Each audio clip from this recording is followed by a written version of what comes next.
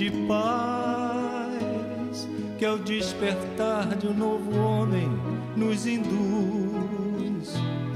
Te conclama, irmão, de última hora, a ingressar nesta seara de luz. Te conclama, irmão, de última hora, é agora. Boa noite a todos e a todas. É sempre uma alegria estarmos reunidos em nome de Jesus. Espero que o ventilador não estrague aqui a minha cola, né? Mas vamos tentar aqui mantê-la. Primeiramente, a gente agradece muito e enormemente a oportunidade de estar aqui. E, assim, ao receber a temática, a sensação que dá muitas das vezes, quando a gente abre uma página das obras básicas, em especial o Evangelho, que com certeza talvez seja o livro que mais façamos uso dele, a sensação que dá algumas vezes é que parece que a gente nunca leu a página. Esse item especial, Sede Perfeitos, nessa temática, o dever, já li várias vezes, isso aí a gente usa em estudos, enfim. Mas é importante a gente observar que cada vez que a gente lê com uma compreensão diferente. E a sensação que eu tive de verdade, que não foi a casa que escolheu o tema para mim, mas foi ele que me escolheu. Porque eu me vi nele o tempo inteiro. Então a gente coloca a meia-culpa, a nossa responsabilidade, culpa entre aspas, né? A nossa responsabilidade e extremamente emocionada por estudar essa temática, que logicamente não diferente de todas as demais temáticas que a doutrina, essa doutrina tão querida, nos faculta, nos oferece, nos oferta, mas em especial, como eu falei, esse tema me escolheu e talvez vocês entendam ao longo da nossa conversa. Hoje a página, como nada é acaso, impressionante, a página falava sobre exemplos de Jesus, que na verdade ele se aniquilou para vir à Terra, para estar junto a nós, e termina de forma humilde na crucificação ao lado de ladrões. A página começou e nós vamos terminar a noite falando exatamente sobre isso, sobre esse exemplo de dever que o Mestre Jesus nos deixou. A gente pergunta o que é o dever. A gente vai pesquisar e vai nos dicionários, e muita sensação que a gente tem é que dever é uma obrigação. Obrigação nos remonta à história do trabalho, que muito antigamente era associada a alguma coisa ruim. Trabalho, essa palavra vem de uma palavra chamada tripalium, que era um aparelho de tortura, um aparelho de sofrimento. Então, trabalhar era tortura. Então, a sensação que a gente tem quando vai abrir o dever, vai falar assim, ai meu Deus, mais uma cobrança, mais uma obrigação que eu tenho que fazer. E, na verdade, a gente vai entender que é o contrário. Na verdade, dever não é uma obrigação. Obrigação é algo que a gente faz sem querer, sem ter combinado. Algo que nos é cobrado e dói, magoa, cansa, nos irrita quando a gente executa. Dever não. Dever é uma lei divina. Ela não está escrita nos códigos das leis divinas ou naturais, mas ela é uma lei divina. Ela é uma lei divina por quê? Porque todos nós estamos fadados à perfeição. O capítulo intitula-se Sede Perfeitos, como perfeito é o Pai. Então, todos estamos fadados à perfeição. E só podemos chegar à perfeição através de quê? De planejamentos. Como que eu passo de ano? Eu estudo, eu pego a matéria, não é isso? Eu combino. Como que um atleta avança etapas? Quando ele se esforça, combina com o técnico dele, com o treinador, e cada vez eles vão alcançando planejamentos mais consolidados, mais fortalecidos, mais que exigem mais do atleta, e assim ele vai se tornando melhor. O dever é isso. Para começar, nós devemos. Fato. Todos sobre a terra devemos, menos Jesus, quando aqui esteve. Todos devemos, partimos dessa premissa. Quando eu devo alguma coisa a alguém, eu tenho que combinar com aquela pessoa, né? Olha, eu peguei seu livro, não te devolvi ainda. Mas só vamos combinar? Aí me dá mais um tempinho, deixa eu passar o período de provas, quando passar eu vou te devolver, eu combinei. Como diz o filósofo meu marido, nada combinado é caro. Então, nada que nós acordamos tem que ter reclamação. Eu combinei com você. Pode ser que lá na frente você ache que não tenha condições de executar, mas naquele momento você tinha. E se você tinha naquele momento, é porque você tem condições de fazer. Você pode declinar do seu combinado. Mas, na verdade, dever é uma lei da vida. Temos a obrigação de cultivar o dever para conosco e para com o próximo. E a gente acha que quando a gente fala de cuidar da gente, a gente acha que a gente é egoísta. Não é não. Quando eu cuido de mim, eu não dou trabalho para o outro. Quando eu não dou trabalho para o outro, já estou fazendo um bem à humanidade. E quando eu cuido de mim, e além de tudo, ainda faço uma coisa bacana para o outro, aquilo reverbera, aquilo se expande de tal ponto que chega a todos da sociedade e transforma a sociedade. Eu estava vendo ontem na televisão, não sei se programas, não sei se um jornal, falando sobre o Mato Grosso, enfim, o Pantanal e um monte de lixo do Pantanal. Aquele grupo que estava ali limpando, estava limpando alguma coisa de alguém que não cumpriu o seu dever perante a sociedade, que jogou na natureza um objeto que não se desfaz facilmente, que precisa ser reciclado, mas que ele não teve o dever cumprido e retamente cumprido. Então, na verdade, o dever nós temos que cultivar para conosco e para com o nosso próximo. É uma lei divina. E quando a gente fala de escutar, do próximo, é escutar. Muitas das vezes, a gente não tem muita paciência, não tem muito tempo. E a gente vai falar um pouquinho mais à frente. O tempo, ele nos consome de tal forma que quando a gente vê, a gente vive executando as funções materiais. E muitas das vezes, não escuta adequadamente. Não sabe que a dor, às vezes, está ali do lado. E olha só, nós temos que escutar. E não é escutar de uma forma qualquer. É sem o WhatsApp na mão. É escutar com qualidade. Eu tenho que escutar olhando o outro. O outro é importante. Mesmo que a fala dele aparenta ser uma banalidade para a gente, naquele momento é uma enormidade para ele.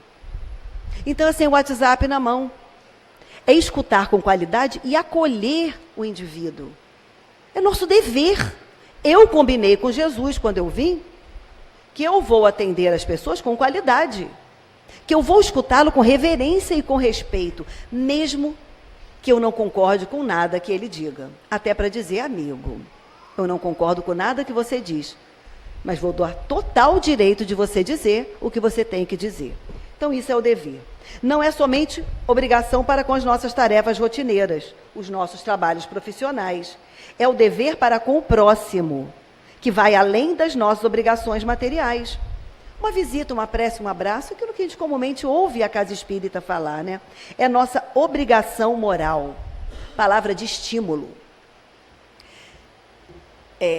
A gente tem observado muito, talvez a gente não tenha parado nas estatísticas, o número de pessoas com tristezas, com depressões. Eu tenho falado muito isso aqui, com suicídios. Tem uma determinada cidade, aqui do nosso estado, que eu tenho acompanhado o número de jovens, lindos jovens, bem formados, com famílias ótimas, muitos filhos únicos, quer dizer, com toda, a gente acha que é todo paparico, né? E que estão buscando essa triste saída.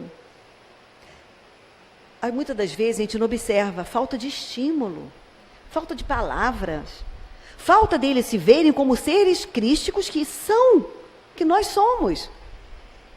Se nós nos olhássemos por dentro e víssemos cada veia, cada nervo, cada osso que combina, gente, é impressionante. Quando eu vejo o Globo Repórter, essas coisas, eu fico assim, meu Deus, como é que eu funciono? Tudo bem que a gente reclama do joelho, a gente não cuida, né? A gente não faz o dever, não cumpre o dever da vida, que é a lei da vida, mas a gente tem um organismo tão perfeito, e muitas das vezes a gente não agradece, não vê, não acredita que nós somos sim seres crísticos. Nós somos a obra mais perfeita da criação divina. E a gente fica perguntando, né? Por que ainda é tão difícil para o ser humano o cumprimento desse dever? Porque a gente ainda está muito apegado às coisas materiais. Tem um relato, o que eu falei para vocês, que esse texto me escolheu, né? Tem um relato que fala a pessoa fez no plano espiritual um planejamento de se dedicar, de fazer, de acontecer, e cada vez ele colocou um obstáculo e desencarnou sem fazer. Então é exatamente isso. É um dever que nós temos que fazer, mas que não é uma obrigação, não é sofrido, mas nós estamos impedidos pelas nossas dificuldades materiais. Ainda nos encontramos envolvidos com as nossas próprias problemáticas, os nossos compromissos do dia a dia. Gente, vocês já viram que a gente abre o olho de manhã quando a gente vê que está fechando de novo? Aí você bota na ponta do lápis, o que eu fiz? Eu não sei. O dia passou, a gente embolou um monte de coisa, um monte de assunto fica no meio da conversa, você nunca consegue concluir um assunto, o WhatsApp solicitando o tempo todo, porque é isso, nós temos grupos e muitos grupos. E nos solicitando, e como é que você não deu resposta? Até porque o WhatsApp agora virou mecanismo de trabalho. Como assim você não viu o seu WhatsApp se você sabe que você tem que trabalhar olhando ele? E quando a gente vê, o dia nos consumiu, e eu não tenho tempo para cumprir o meu dever, retamente cumprido. Tudo isso nos dificulta de executarmos o nosso dever moral. O dever, conforme descrito por Lázaro, que é quem escreve essa mensagem que é lindíssima. Lá no Evangelho segundo o Espiritismo, o dever para com o próximo, né, que não é obrigação. E mediante essas questões nos afastamos um pouco dos nossos deveres para com o próximo, e às vezes até para com nós mesmos. Quando passou o dia eu não consegui ir à academia, porque a gente tem que cuidar da saúde, né? Não sei nem se eu botar na ponta do lápis, eu não sei nem o que eu comi durante o dia, que se eu observar eu já comi, né? Como você vê, você comeu um pacote de biscoito, ela não dá conta, ou não comeu nada, ou nem sabe o que ingeriu, quantos cafezinhos tomou. A gente não cuida nem da gente. Nos afastamos de prestar socorro aos nossos irmãos, de vivenciar o que está posto no Evangelho, que nos foi ensinado e exemplificado por Jesus. É uma coisa que a gente tem que ver. Jesus não veio só dizer, ele não escreveu nada. O que ele escreveu, a água levou. Mas ele exemplificou. E pelas questões profissionais, materiais, ainda fica difícil a gente cumprir. Até porque, gente, como eu estava falando, o tempo parece que está mais curto, o trânsito está mais complexo, o mercado está mais cheio, as demandas são maiores, a gente tem mais e-mail para responder, a gente tem que dar conta de atender o outro, de cuidar, né, de dar bom dia, até para o outro ficar um pouquinho feliz, a gente também fica feliz quando recebe o bom dia. Dever este que, se cumprido, nos traz paz, paz de consciência, pelo sentido verdadeiro da felicidade. O que é isso? Eu faço um acordo com vocês, eu faço um acordo com o professor na escola. Se eu entrego meu trabalho na conformidade, conforme ele combinou comigo, ai, dá um alívio, um bem-estar, ainda mais quando vai bonito, né? Que a gente consegue fazer, tudo bonitinho, a gente entrega com o maior orgulho, dever retamente cumprido. Então é isso. Na verdade, o dever nos traz paz. Eu não sei como são vocês, mas às vezes eu protelo algumas coisas. Coisas que não adianta, gente, que eles vão bater a porta. Né? Aí tem que fazer um texto no trabalho, meu Deus, no último momento é aquela dor, porque você tem menos tempo, mais tensão, mais pressão, as ideias não fluem, e a gente tem que pedir ajuda ao plano espiritual, e eles trabalham mais para a gente do que a gente mesmo, né? Então, assim, é um cuidado que nós temos que ter, para que a gente tenha paz interior. A fé, ela nos traz paz. O dever, essa consciência, que é uma coisa que a gente tem que entender. Não é uma obrigação, é uma consciência. Eu sou devedor, eu tenho que pagar.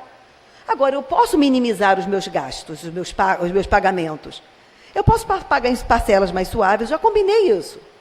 Agora, como lembramos, nada combinado é caro, né? E a certeza de que podemos ir mais, além das imposições profissionais. Com a certeza de que podemos fazer mais pelo próximo. O real sentimento de dever cumprido. É aquele sentimento que a gente bota a cabeça no travesseiro e dorme. Cumprir.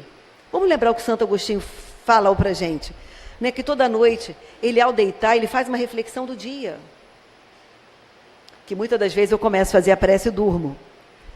Faz a reflexão do dia e ele reflete. O que eu fiz?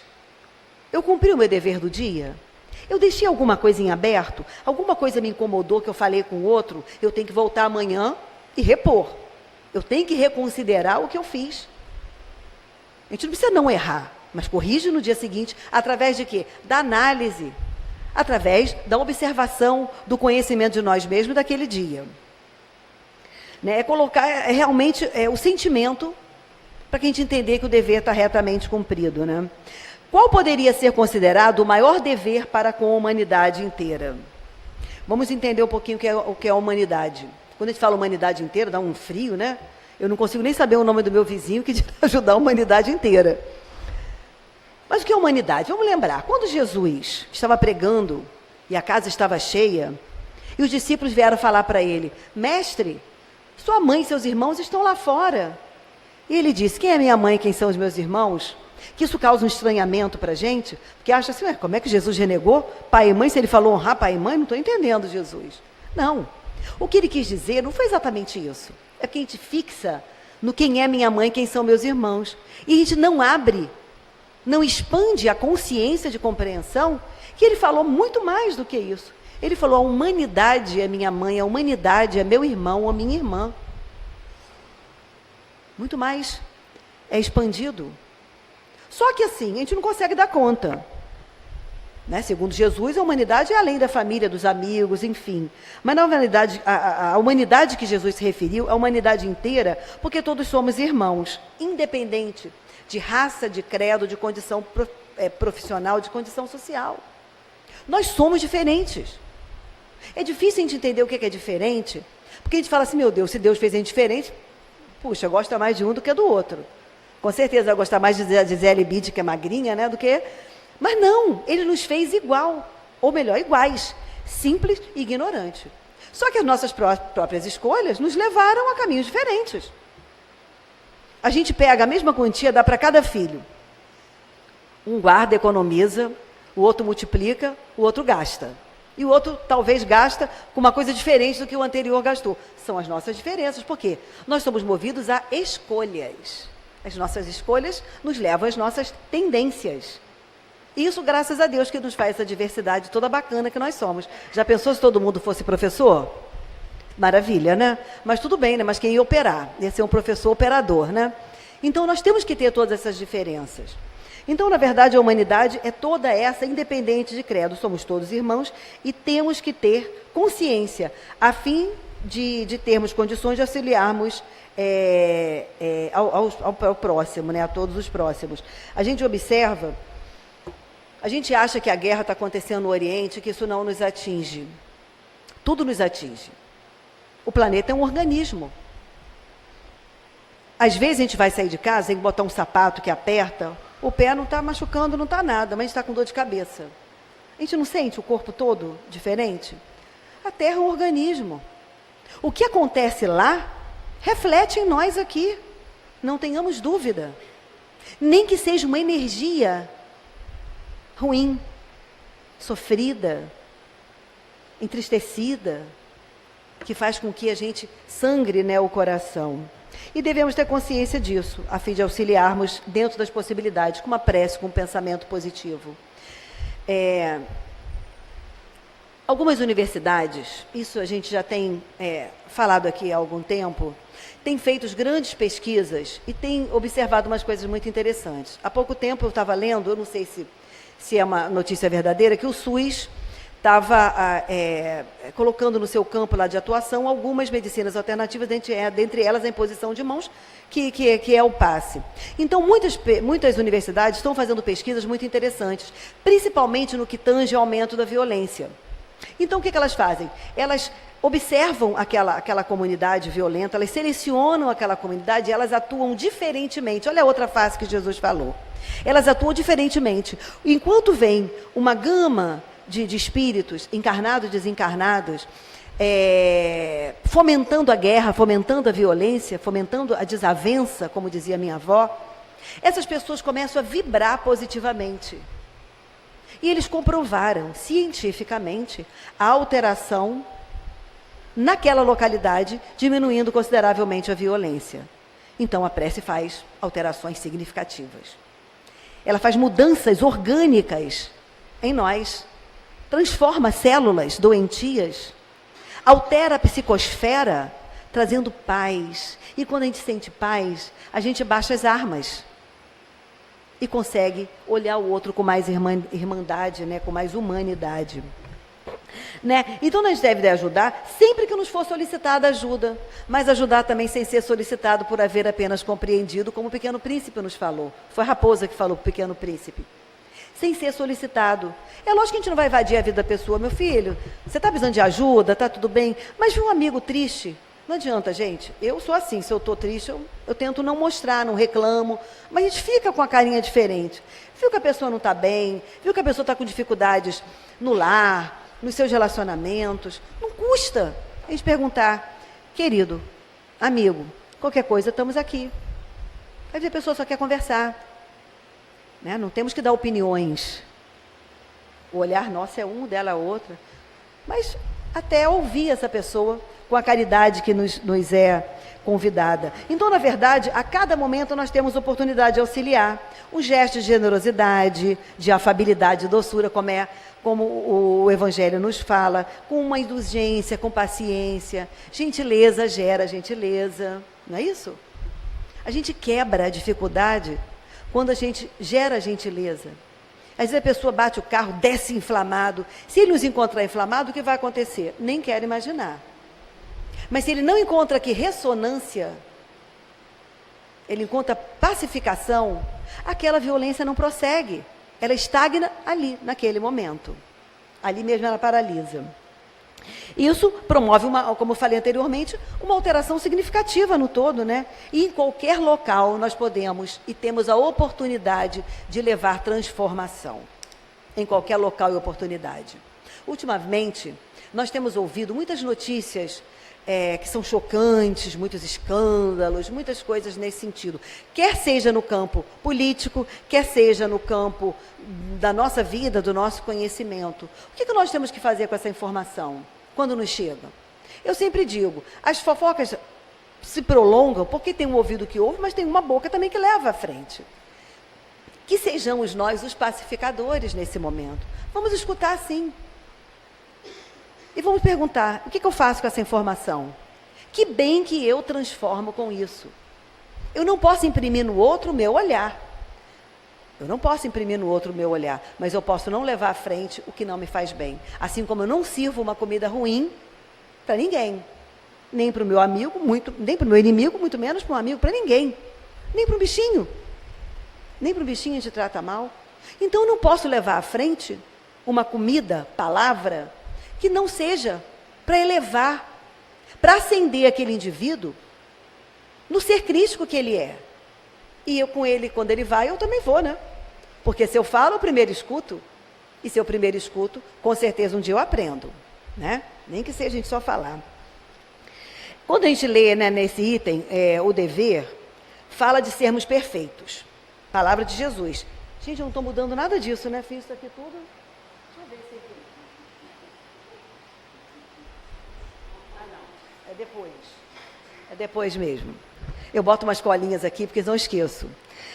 Fala para sermos perfeitos. Palavra de Jesus. Sedes perfeitos, como perfeito é o Pai Celestial.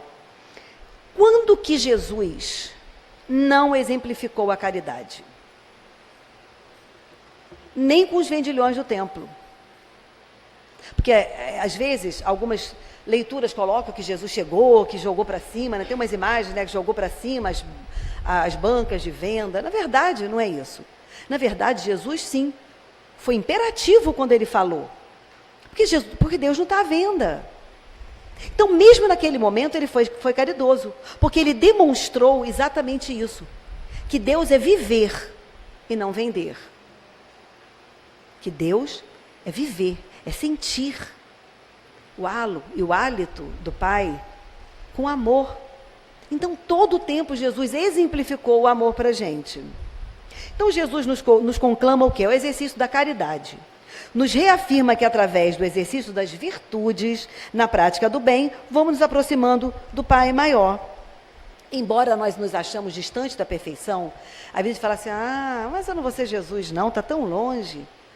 Nós estamos fadados a sermos seres crísticos.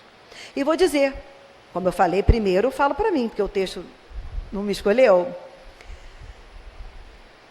Nós somos seres crísticos. Embora a gente queira não ser, um dia, os planos divinos que são perfeitos, nos colocam numa condição que a gente aprende a amar. Não dá para escapulir. O convite é tão bom que um dia me pego amando. Coloca um espírito amigo, como filho, como neto, como um colega de trabalho, como pai, como mãe. E aí o que acontece? A gente reencarna às vezes meio irritado, meio isso, porque a gente não é muito diferente, a gente vai sendo envolvido por esse halo de fraternidade e de amor, né? Então, foi o que Jesus falou, vós sois deuses, podeis fazer tudo o que eu faço e muito mais. E Jesus exemplificou essas virtudes para nós, toda essa pureza, nos deixou o modelo, e o nosso modelo é ele, Jesus. Nós temos na história da humanidade, como co-criadores de Deus, muitos espíritos bacanas, nós não podemos negá-los. Nós não podemos negá-los. Nós não podemos negar a grandiosa obra de Chico Xavier, que hoje a gente vê ser multiplicada nas redes sociais, mesmo pelos não espíritas, por reconhecerem nele uma pessoa além da religião, um ser que só fez o bem, como muitos se referem ao Chico. Um ser que só fez o bem. Nós não podemos não reverenciar uma Madre Teresa de Calcutá, uma irmã Dulce, e tantos outros, Gandhi, e tantos outros, Kardec. Se nós estamos aqui hoje, estudamos a doutrina espírita, foi pela delicadeza do cumprimento do dever reto de Kardec. Eu fico imaginando, a gente leva, como eu falei, né, um dia para escrever um ofício, um documento. Quantos e quantos dias e noites para Kardec trazer à tona todas as informações, ler, selecionar de uma forma didática. Foi muita dedicação, dever retamente cumprido, não obrigação. Parte do nosso processo evolutivo, parte da compreensão de que devemos, como eu falei anteriormente. Nós somos devedores, nós devemos. Então a gente vai começar agora com os slides.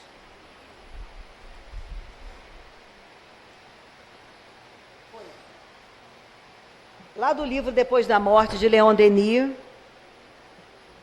o dever é o conjunto de prescrições da lei moral, a regra pela qual o homem deve conduzir-se nas relações com os seus semelhantes e com o universo inteiro. Conduzir-se nas relações com os semelhantes. É o meu dever tratar vocês bem. Mesmo que vocês não gostem de mim, eu tenho o dever de tratar vocês bem. Eu tenho o dever de cumprir a minha obrigação no trabalho. Olívia, é dever, é obrigação? Nós temos a obrigação trabalhista, eu tenho que cumprir minhas horas de trabalho, cumprir minhas metas trabalhistas. Mas o fato de eu cumprir com um dever consciente faz diferença. Faz total diferença. Então, o capítulo Sede Perfeito é um tratado que consolida o entendimento daquilo que se torna um dever e não uma obrigação. Pelo nosso próprio reconhecimento. Pelo reconhecimento de que somos seres falíveis e falidos.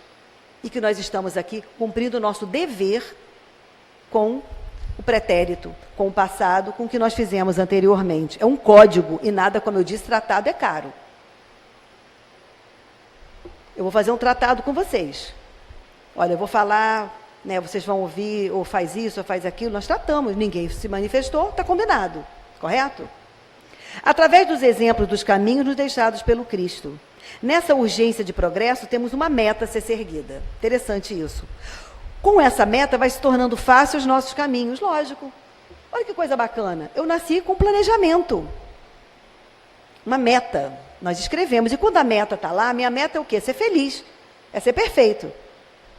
Quando eu tenho uma meta, eu falei assim, meu Deus, eu quero sair daqui, chegar lá na porta do centro. Quando eu traço uma meta, vai ter buraco, vai chover, o terreno vai estar escorregadio, vai ter pedra no caminho.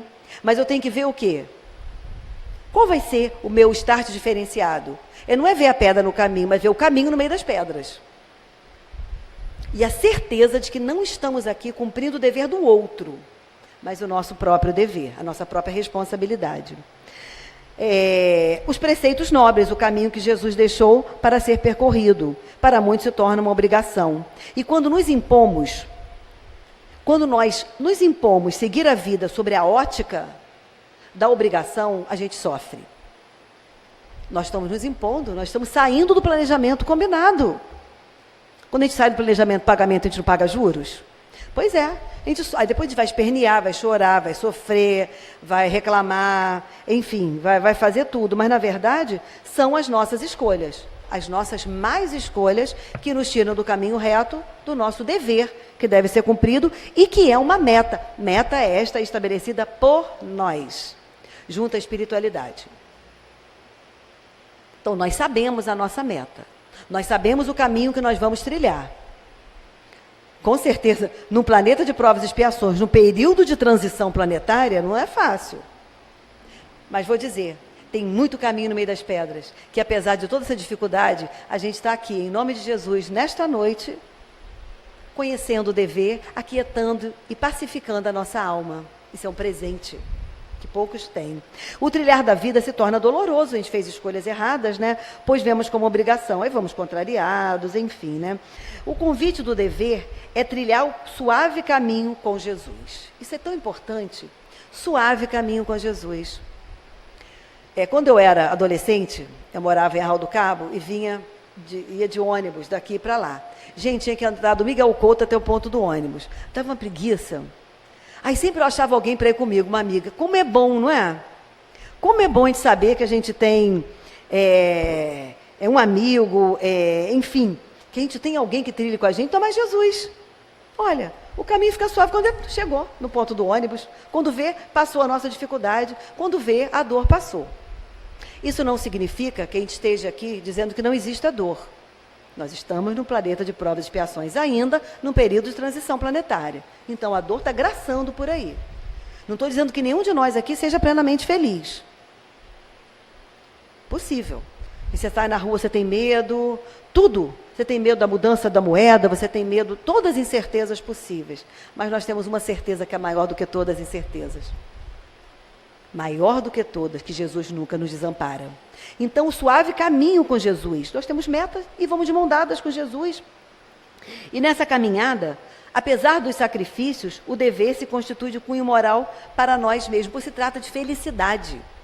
Então, quando a gente vai imbuído de que eu tenho dever, que eu estou trabalhando, que eu vou juntar o dinheiro para cumprir aquela meta, né, pagar aquela prestação, enfim, cumprir aquela dificuldade que está naquele momento me incomodando, não, mas que eu planejei para isso. Eu vou feliz. Eu vou feliz por quê? Porque eu estou cumprindo, novamente falando, o que é minha responsabilidade e que eu acordei anteriormente. E pela trilha do dever, temos o entendimento de que devemos seguir esse caminho. Aí seguimos fortalecidos, na certeza de que seguindo a lei da vida, que nos fortalece, fortalecendo o nosso interior, o nosso mundo íntimo. Vamos por convicção e não por capricho. É uma outra coisa que a gente tem que ver. Que nem sempre os caminhos são flores, como eu falei. Há pedras, há tudo. Há dificuldades, há terrenos escorregadios que nós temos que orar e vigiar. Há tudo. Mas que Jesus segue conosco e que o caminho é nosso. Tem uma trilogia de filme que muita gente não gosta, mas eu gosto, que é Senhor dos Anéis. E é interessante porque a história enreda do anel, que eram vários anéis, eles foram todos destruídos, mas um ficou e ele teria que ser destruído. Só que ele não podia ser carregado por qualquer pessoa. Um indivíduo tinha sido escolhido para carregar. E quando ele carrega, você imagina como que o mal fica vendo o bem adentrar. Todas as dificuldades que ele tem, né, que ele precisa passar, ele passa. Só que interessante, ele não está só. Colocam ao lado dele, está muito alto isso? Colocam ao lado dele um anjo da guarda, que era um amigo dele também. Só que chega um momento que a dor está tão grande, que ele está quase desmaiado, enfim, quase sem força. E ele fala em desistir. E naquele momento o amigo dele, que é o Sam, fala assim: Senhor Frodo, que era o responsável pelo anel, eu não posso carregar o anel, mas eu posso carregar você. Isso me emociona, sabe por quê? Eu não posso viver a vida do outro, mas eu posso viver com o outro. Não se esqueçam que o texto me escolheu. Eu tenho que minimamente, ser solidário a quem está sofrendo. Eu não posso viver a dor dele. Eu não posso sentir a dor que ele vai sentir. Mas com Jesus, com um amigo, a gente passa com muito mais tranquilidade. Deixa de ser peso e passa a ser ajuda. É uma mudança de foco, é uma mudança de paradigma significativa, né? É aí que a gente tem que colocar em prática. O nosso único determinismo é a evolução, é o progresso. Não estamos determinados a sofrer eternamente. Deus não quer que a gente fique doente. Deus nos fez para a felicidade. Nós adoecemos por quê? Chupamos gelo, calor danado, vai um monte de picolé. Ah, não tem garganta que aguente, né? A avó falava pra gente, menino, toma banho quente, sai com o cabelo no vento, toca cabo frio, venta. Não é isso? Então, trazendo isso para a vida espiritual, nós sofremos porque nós mudamos a rota das nossas metas. Aí nós adoecemos. Mas Deus quer o quê? Que a gente volte para o eixo. E a todo tempo nós podemos voltar para o eixo. Até porque o que a gente não concluir agora, a gente vai concluir na outra, mas é melhor concluir agora, né? Ou pelo menos pagar mais prestações para a gente não ficar devendo tanto, né? Mudou? Ah, o dever... Eu acho que eu pulei. Deixa eu ver. Eu não estou conseguindo enxergar o negócio. Isso. Eu li esse? Então foi esse que eu li, vamos para o outro. Esse. O dever é a obrigação moral, primeiro para consigo mesmo. Evangelho segundo o Espiritismo, o trecho tirado de Lázaro na íntegra. Para com os outros. O dever é a lei da vida. Encontramo-la nos mínimos detalhes.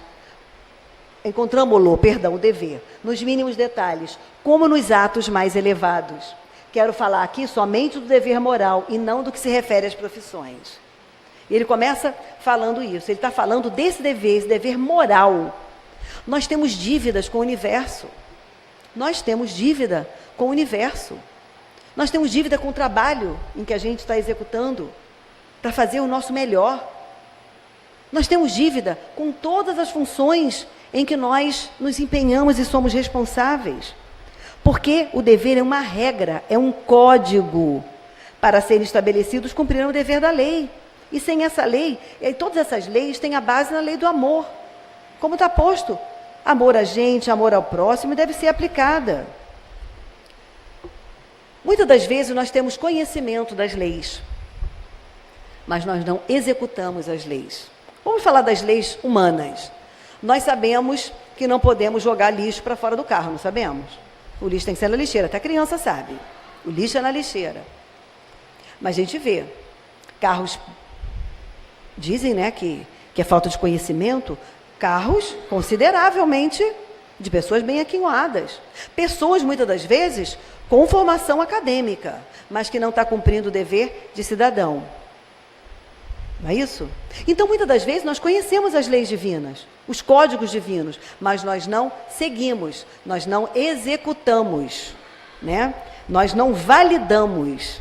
E não executar o dever que a vida nos oferece, a gente não abastece a vida. A minha conta só aumenta. E não adianta só saber. O dever deve ser cumprido, dando o nosso depoimento. Isso é uma coisa interessante, exemplificando. Nós não temos que sair por aí dizendo que somos espíritas, mas nós temos que ter uma conduta espírita. Seguir retamente o que o mestre falou. Eu hoje, conscientemente, eu não posso fazer o mal. Eu não posso arquitetar o mal, porque eu já tenho o conhecimento. E nós temos que validar esse conhecimento. Então, conhecer as leis morais, conhecer as leis divinas, somente não nos remonta a qualquer alteração. Nós temos que vivificar. Nós temos que ser exemplos vivos de toda essa história. Vamos dar uma avançada aí.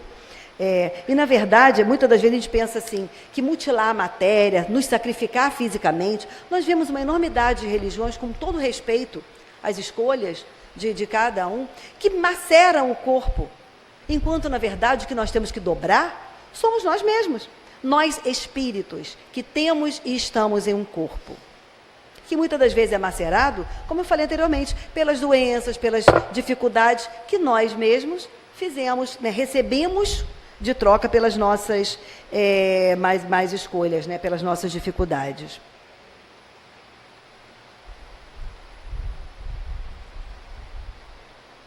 Está custando. Leon Denis, ainda no mesmo livro, Depois da Morte, diz: ele, o dever, nos traz essa calma interior, essa serenidade de espírito mais preciosa que todos os bens da terra, e que podemos experimentar no próprio seio das provações e dos reveses. Não depende de nós desviar os acontecimentos, porque o nosso destino deve seguir os trâmites rigorosos. Parar só um minutinho aí. Então não adianta a gente não querer sentir dor. É uma meta que nós traçamos.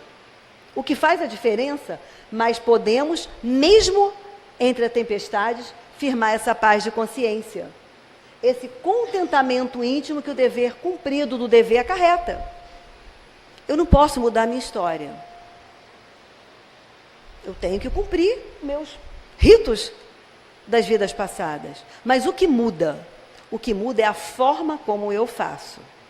São as minhas escolhas entre sofrer ou agradecer a oportunidade bendita de estar cumprindo. E aí, novamente, né, a gente se repete. Deixa de ser peso, deixa de ser obrigação e passa a ser o quê? Felicidade. Que bom que eu posso me encontrar com você, que eu fiz o mal no passado, e te abraçar. Olha, a paz. O coração fica leve, não fica? Quando a gente corrige um equívoco que a gente fez. Pronto, dever retamente cumprido. Fiz. Santo Agostinho nunca disse que ele não fazia. Ele disse que ele avaliava o que ele tinha feito de errado ou que deixou de fazer. E no dia seguinte procurava fazer essas correções, né? Vamos avançar? Mudou. Lá no Livro dos Espíritos, está escrito, onde está escrita a lei de Deus? Na consciência. Então, novamente, a gente retoma. O dever é uma meta estabelecida por nós, envolta no halo das leis divinas ou naturais e que estão todas elas inscritas na nossa consciência. Portanto, nós devemos sempre pensar o seguinte, eu tenho que cumprir um dever, eu tenho que viver a minha vida. O que eu faço para o outro é o que eu gostaria que fizesse para comigo? Estou examinando a minha consciência. A forma como eu estou tratando o outro, a forma como eu estou interagindo com o trabalho, é a forma que eu gostaria que fizesse comigo? Se não é, retoma a rota e recomeça numa nova história.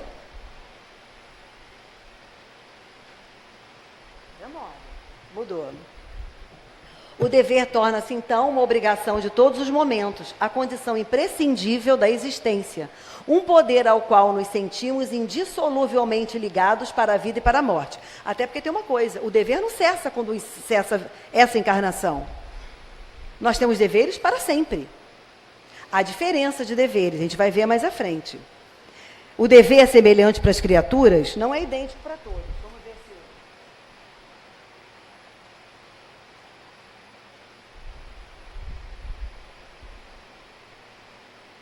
Olha, eu acho que eu pulei tudo aqui. Estou horrível de acompanhar. O dever é semelhante para todas as criaturas? Não, há diferencial. Há diferencial por quê? Porque nós somos seres em condições evolutivas diferentes. Isso é fato. Eu não achei ali, mas Leon Denis fala, o dever não é idêntico para todos, varia segundo nossa condição e saber. Quanto mais nos elevamos, tantos mais aos nossos olhos ele adquire grandeza, majestade e extensão. Então, quando mais primitivos somos, vemos o dever como obrigação, como sofrimento, como castigo divino. Quanto mais evoluído, nós entendemos que é um dever. E quando passa a ser dever, dá alegria. Porque dá alegria trabalhar. Da alegria construir, da alegria viver de forma felicidade cristã, unidos, construindo uma felicidade maior que é um mundo melhor, né? Seu culto é sempre agradável ao virtuoso e a submissão às suas leis é fértil em alegrias íntimas e inigualáveis, né? Então, na verdade, a lei não é do jeito que eu quero. Ela não é uma posse minha. Eu não quero fazer assim não, vou fazer dessa forma. A lei ela não está montada ao meu bel prazer. A lei, ela existe para ser cumprida, tal qual ela se propõe. Lei de trânsito, não pode estacionar em cima da calçada. Mas na minha calçada eu posso, porque a minha calçada está pintada de vermelho. Ou na minha calçada eu posso. Não pode para todos. Tem variáveis para isso? Nós podemos entrar na justiça e justificar, né? Eu parei na calçada porque tem uma pessoa com deficiência, não tinha, enfim. A gente pode entrar com essas variáveis, mas a lei é para todo.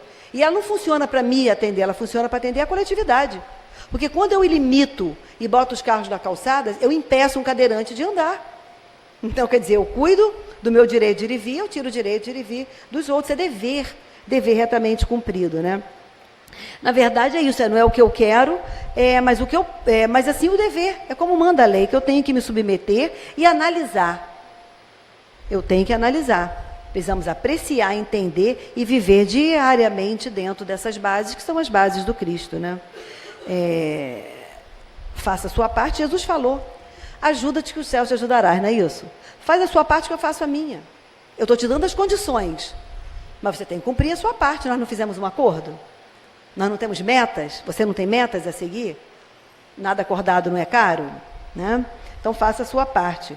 E é exatamente isso, a gente tem que fazer o que faz bem para o outro. Não pode ser uma felicidade só minha. O dever é isso, é trazer alegria para a coletividade. Como eu falei anteriormente, quando a gente faz o bem para a gente, que a gente se melhora, quando a gente se impõe um dever e cumpre esse dever, a gente torna-se menos peso para a sociedade. E além de se tornar menos peso, a gente ainda se torna uma pessoa mais bacana. E com isso, aquele halo de bondade vai impregnando a todos. Outra pergunta. Quais as formas que o dever oferece? Eu vou passar muito rapidamente, que a gente já até falou sobre isso. O dever para conosco, que é esse cuidado que a gente tem que ter pela gratidão da vida. O dever profissional, todos nós temos que cumprir os ritos profissionais. Você fez um concurso para ganhar aquilo, para executar aquele número de horas, para fazer aquele trabalho. Não está combinado? Nada combinado é caro. O dever social, nós não podemos jogar lixo na rua. Eu estou falando isso porque eu vi hoje, indo para o trabalho, a gente fica meio chateada ainda, né? Olha o estágio evolutivo que eu me encontro. Mas assim, a pessoa abrir o vidro e jogar para fora. Eu falei, meu Deus, estou julgando a pessoa. Mas aquilo me incomodou profundamente. Não deveria, né? Então, assim, o dever social. O lixo que eu jogo, a garrafa que rola, ela vai rapidamente parar em algum rio e cometer todas essas dificuldades, justamente com o bem maior que está se tornando escasso, que é a água, né? E o dever de amar a Deus. Então, nós não podemos negligenciar com o nosso amor a Deus, consciente que Ele nunca desampara a gente, consciente de que tudo que nos acontece é sobre a égide e o amor incondicional desse Pai maior.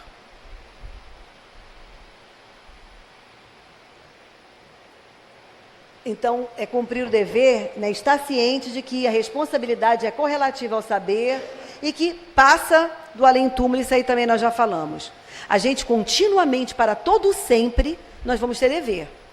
A diferença é que os espíritos que já alcançaram essa condição preciosa de evolução, já faz o dever com alegria, porque nada é trabalho, tripalium.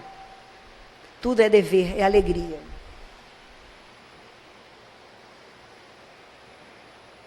A prática constante do dever leva-nos ao aperfeiçoamento. Lógico, cada vez que eu executo uma lei, que eu dou sinal, que eu observo o sinal de trânsito, que eu cumpro os ritos, eu não vou me tornando uma pessoa melhor? Se eu faço isso, pelo menos eu evito riscos de bater no trânsito, de dar problemas, né, maiores. E para a vida espiritual, mais ainda. Todas essas citações estão no mesmo livro. Sede perfeitos. Qual a minha responsabilidade perante esses infelizes? Olha o exemplo que a gente tem, modelo e guia, que cumpriu o dever dele em todos os momentos. Qual a minha responsabilidade perante os aflitos? E eu falo aflitos de todos os matizes. Quando uma pessoa que convive conosco tem hábitos, às vezes, difíceis, como eu falei anteriormente, de fofoca, de leva, de disse-me-disse, nós temos que ter caridade, porque nós somos doentes e infelizes. E naquele momento a gente tem que fazer uma prece, naquele momento a gente tem que ser fraterno, dialogar e não levar à frente. Nós não podemos manter a doença acesa. Nós temos que ser aqueles indivíduos que semeiam a paz, porque nós já temos o conhecimento, nós temos que vivificá-lo.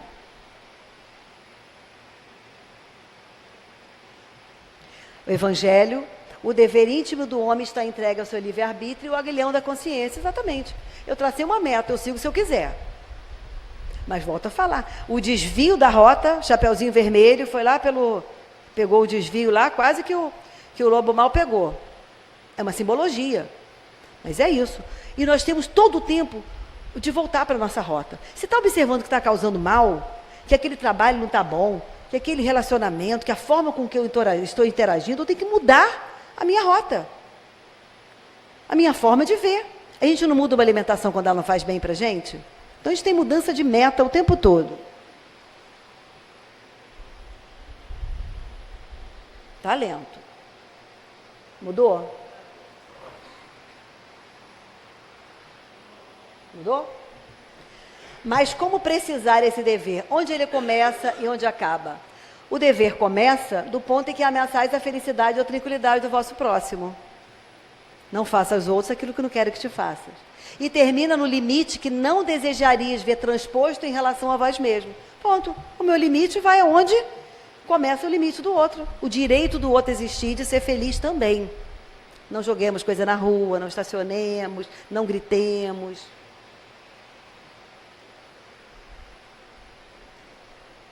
Mudou? Bem, o dever se engrandece e esplende sobre a forma mais elevada em cada uma das etapas superiores da humanidade. Palavras de Lázaro. A obrigação moral da criatura para com Deus jamais cessa. Então, nós temos dever para com Deus para toda a eternidade. Como eu falei, que se difere pela condição evolutiva de cada um de nós. Porque ela deve refletir a obrigação moral. As virtudes do eterno, que não aceitam um esboço imperfeito. Achei isso lindo. Deus não quer qualquer coisa, não. Deus nos fez para a perfeição. Ele não quer que a gente seja um esboço imperfeito. Ele quer que a gente seja a luz. A gente fica tão feliz quando o filho faz alguma coisa bacana, né? Fica toda boba. Imagina a alegria do pai de ver os filhos transformarem essa sociedade hoje, tão violenta, tão sofrida, numa sociedade mais justa, humana e igualitária. A grandeza sobre a sua obra resplandeça aos seus olhos. Isso é muito grandioso.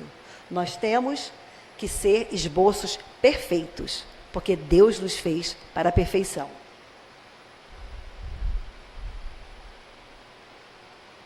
A gente vai passar aí uma imagem, né? São imagens de Jesus que, como eu falei, todo o tempo ele exemplificou o dever retamente cumprido, o amor ao próximo, o amor ao próximo, o amor ao próximo.